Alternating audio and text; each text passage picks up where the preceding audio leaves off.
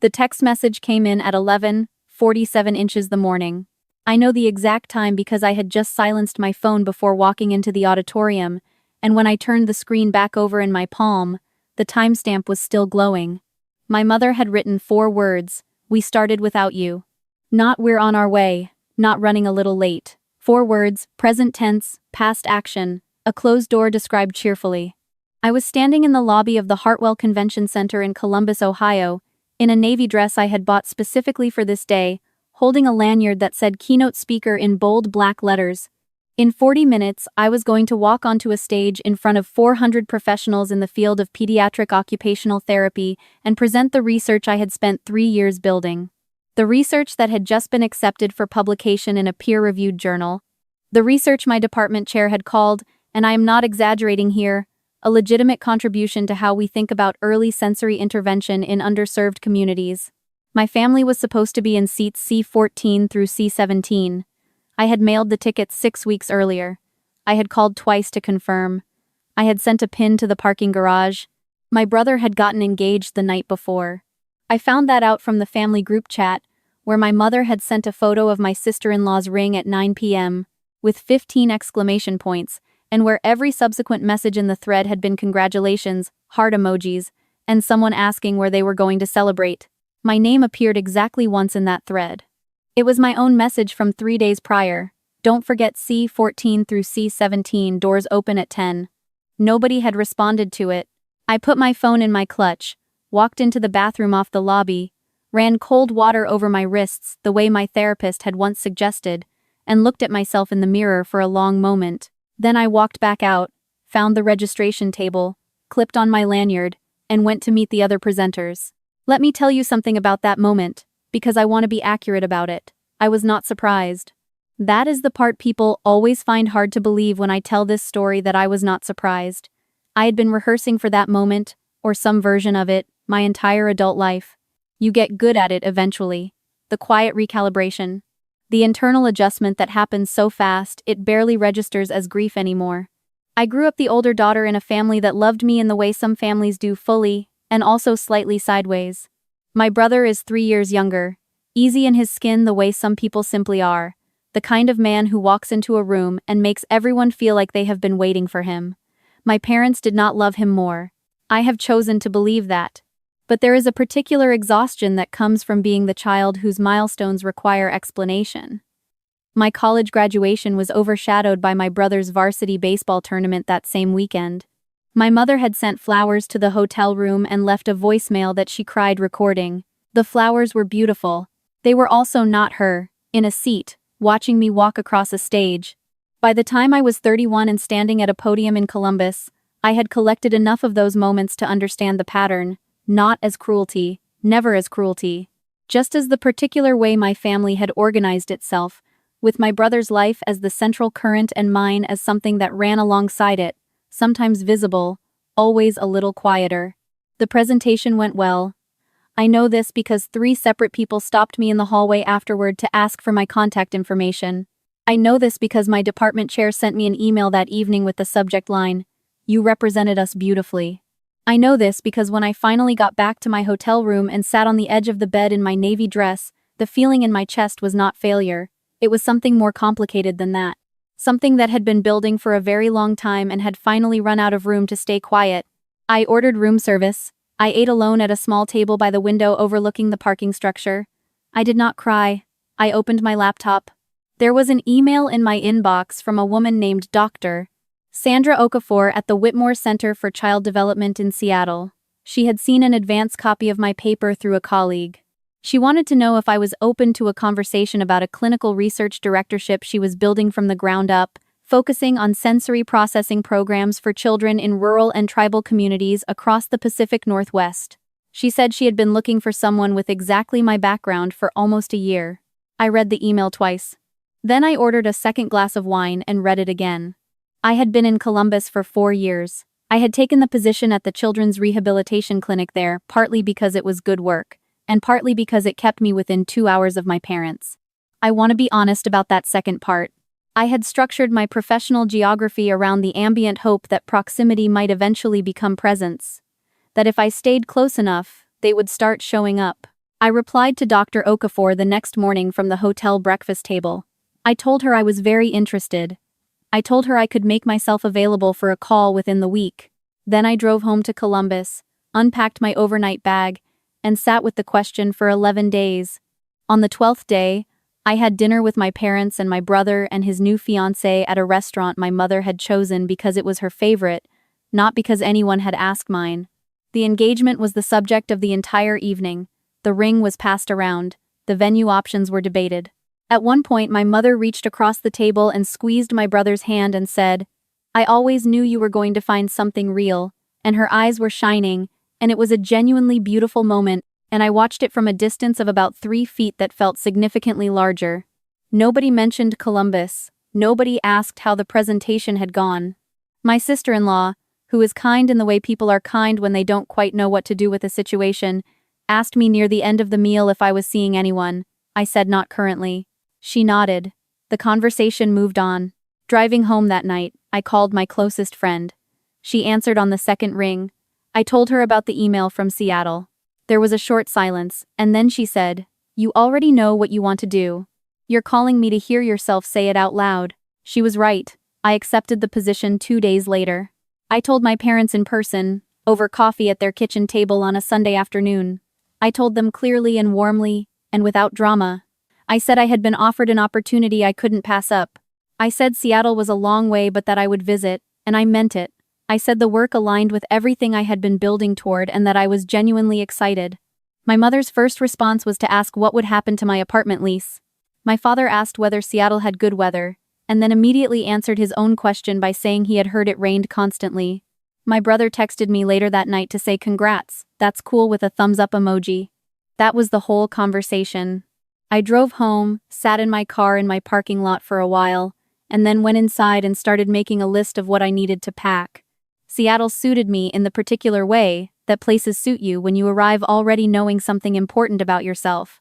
The Whitmore Center was a low building surrounded by Douglas firs, staffed by people who cared about the work with a specific and contagious intensity. Dr. Okafor was exactly what her emails had suggested: direct, rigorous, funny, in a dry way that caught you off guard.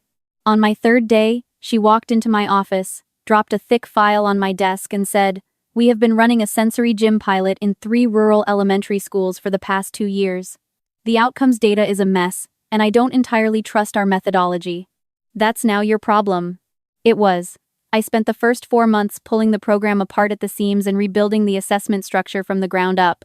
And in that process, I found something that had been sitting unnoticed in the intake data for 2 years. A consistent pattern showing that children referred through the school counselor pathway were receiving services an average of 7 months later than children referred through the pediatrician pathway. 7 months in early childhood sensory development is not a small gap. It is, in some cases, the difference between catching something and missing the window. The counselor pathway was used almost exclusively in the 3 schools that served the highest proportions of low-income and tribal community families. I presented the finding to Dr. Okafor in a Tuesday morning meeting. She was quiet for a long time, then she said, "How confident are you in this?" I walked her through the methodology. She asked 4 questions. Then she said, "Write it up. We're taking this to the state health department." I wrote it up. What came next was not dramatic in the way things are dramatic in movies. It was slow and procedural and involved a significant number of conference calls and several rounds of revision and 2 site visits from state evaluators who asked careful questions and took careful notes. But at the end of it, the state health department issued new referral equity guidelines for school-based therapy programs across Washington. Every school district serving a rural or low-income population was required to review and document their referral pathways annually. The program that had served mostly children who already had easier access would now be required to actively reach the ones who didn't. My name was on the policy brief as lead researcher. I did not find out about any of this in a dramatic moment. I found out via an email from Dr. Okafor that arrived on a Thursday while I was eating lunch at my desk. The subject line was, "It passed." The body of the email was 2 sentences and a link to the official announcement. I clicked the link. I read the announcement. I sat there for a while. Then I called my friend again. She answered, as she always does, on the 2nd ring. I told her what had happened. She made a noise that is difficult to describe in writing and then said, loudly, "I need you to understand what you just did." I told her I was trying. I called my parents that evening. My mother answered. I told her about the policy change, trying to explain it in terms that would land that it meant thousands of children who had been falling through the cracks would now have a clearer path to services.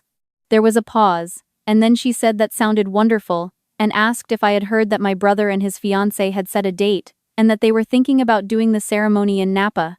I said that sounded beautiful. I got off the call and stood in my kitchen for a long moment, looking out the window at the firs. It was raining lightly, the way it does in Seattle, in a way I had come to find genuinely comforting rather than depressing. My father had been wrong about the weather. It turned out I liked it. Here is what I want to tell you about what came next, because it is the part of the story I have thought about the most. 6 months after the policy passed, I received an invitation to present the research at a national conference on pediatric therapy equity in Chicago. It was a significant invitation, the kind that takes years of work to earn. I accepted immediately. I sent my family the details: hotel, dates, conference name, the title of my presentation. I did not ask anyone to come. I want to be clear about that. I shared the information because they were my family, and I still, despite everything, believed in the practice of letting people know what was happening in my life. What they did with that information was their own business. My brother texted back, "That's awesome, sis. We'll be in Napa that weekend for the final venue walkthrough. Good luck, though." My mother called 2 days before the conference to tell me about the Napa trip. Her voice was warm and entirely unaware of itself. She said she was sure I would do great. She said she would watch the recording if there was one. She said she was so proud of me. I thanked her. I got off the phone. I sat with what I was feeling, which was something quieter and more final than anger. It was more like the specific clarity you get when you stop waiting for something, when you realize the waiting itself has been the cost. The conference was in March. The hotel was in the Loop, looking out over the Chicago River, gray-green and moving. I presented on the second day to a room of about 200 people. The Q&A ran long because the questions were good. Afterward, a researcher from a children's hospital in Atlanta introduced herself and said she had been trying to solve a similar referral equity problem in Georgia for 3 years, and would I be willing to talk? We talked for an hour in the hotel lobby. She had a notebook. She wrote things down. She called me 2 weeks later to continue the conversation. That night I went to dinner alone at a small Italian place around the corner from the hotel. I ordered pasta and a glass of red wine, and I sat at a table by the window and watched people walk by on the street outside in their winter coats, and I thought about the things you think about when you have just done something real, and there is no one particular person at the table to tell. I thought about a girl who grew up counting the gaps between what she achieved and what was acknowledged.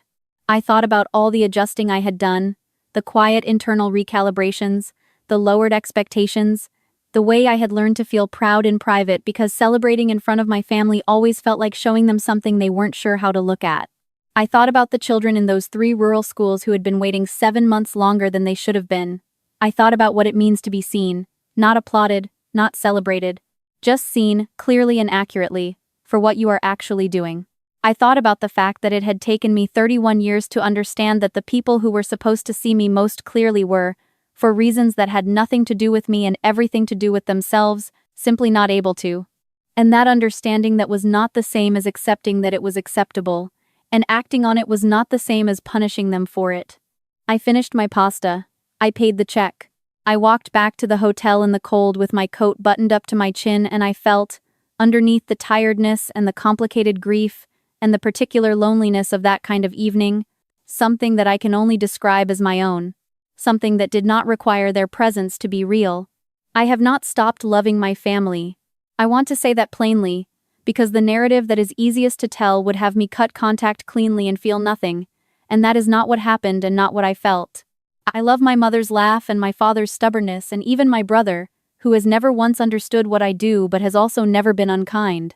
What I stopped doing was organizing my life around the hope that they would eventually show up for it in the way I needed them to. That is a different thing. It is harder to explain, and it requires you to hold 2 true things at once, that you can love people and also grieve the specific version of them you needed and never had. That releasing the expectation is not the same as releasing the relationship. That you can stay in someone's life and still stop waiting for them to become someone they are not going to become. My mother asked me last spring if I was happy in Seattle. It was a phone call, a Sunday afternoon, the kind of call we have every 3 or 4 weeks now. I told her yes. She said she was glad. There was a pause, and then she said, in a voice that was slightly different from her usual voice, softer around the edges, I feel like I miss things. I don't always know how to ask about them. I held the phone and looked out the window at the firs. I thought about what that sentence was and what it was not. It was an opening. It was not an apology. It was the most honest thing she had said to me in a long time, and it arrived quietly, without fanfare, in the middle of an ordinary phone call, because that is how those things tend to arrive when they finally come. I said, "You can ask. I'll tell you." And she said, "Tell me about the work." So I did. I talked for 20 minutes about the referral equity program and a new pilot we were building in 2 tribal communities near the coast, and a grant application that was due in 6 weeks, and the child I had evaluated the week before, whose parents had driven 4 hours for the appointment. My mother asked 2 questions. They were not the questions a colleague would ask. They were the questions a person asks when they are genuinely trying to follow something they have not previously paid attention to. They were a beginning. Small, late, not enough to close the distance of the years behind us, but present in a way that had not always been present before. I take it for what it is. I do not inflate it into more than it is. I also do not dismiss it. The house I rent in Seattle has a small back porch that looks out at the firs. I drink coffee there in the mornings before work, even when it is raining, which is often. I have learned to like the gray. My friend visited in October, and we walked along the waterfront for 2 hours, and talked until we ran out of things to say, which took a while. I am good at my work. I am known, in the specific professional community I occupy, as someone who does it carefully and well. I have built a life that is genuinely mine, which is something it took me an embarrassingly long time to understand I was allowed to do. Here is what I know now that I did not know at 28, crying quietly in a hotel bathroom in Columbus before a presentation nobody I loved was there to see. The people who were supposed to be your first audience do not always show up. That is real, and it is a loss, and it does not stop being a loss just because you eventually make peace with it. But the work does not require their attendance to be real. The children in those schools received better services whether or not my family knew about the research that helped create the policy that changed how they were reached. The room in Chicago paid attention whether or not someone I loved was in it. You can spend a long time waiting for the people who made you to finally recognize what they made. Or you can put your energy into the work itself, into showing up fully and consistently for the people whose lives the work actually touches, and let the recognition, if it comes, come from the place it was always going to come from anyway. Not from the seats you saved and hoped would be filled, from the room that was already listening. So I'll leave you with this. If you have spent years adjusting your expectations downward to protect yourself from a gap that keeps reappearing, not because the people in your life are cruel, but because they have simply never understood what you were building, at what point does continuing to manage their absence become a way of avoiding your own presence? And when you finally stop managing it, what do you think you'll find on the other side?